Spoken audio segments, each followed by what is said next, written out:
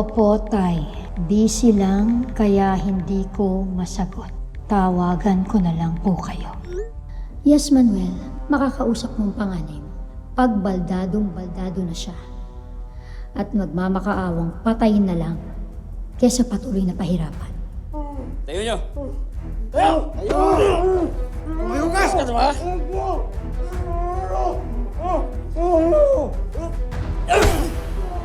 Tayo! Iska ba?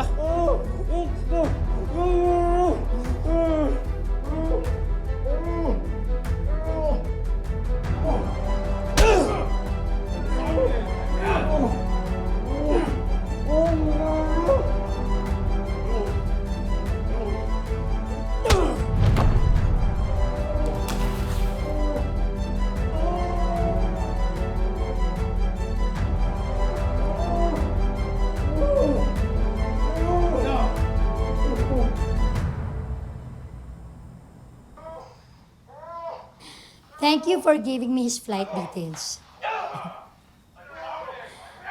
Ang satisfying panoorin, no? Isa-isa na silang nakakaranas ng pang-aapi at pananakit na ginawa nila kay Jessica. Saan niyo siya dinala? Siyempre, sa malayo, yung hindi matutunto ni Manuel. Gusto mo bang sumama kapag pumunta ako doon? Wait.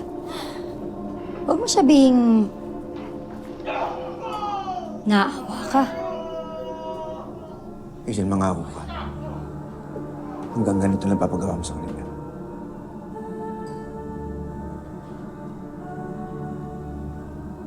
Mangako ka.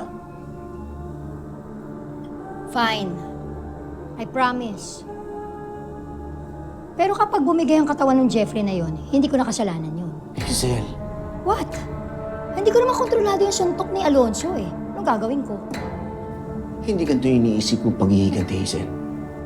Akala ko, sisirain lang natin ang pamilya ni Manuel. Why are you suddenly willing to kill them? Hindi rin naman yun ang intention ko eh. Pero kung may mamamatay along the way, so be it. Bakit? Naduduwag ka na ba? Naduduwag ka nga? Pero, ba't di na ako nagulat?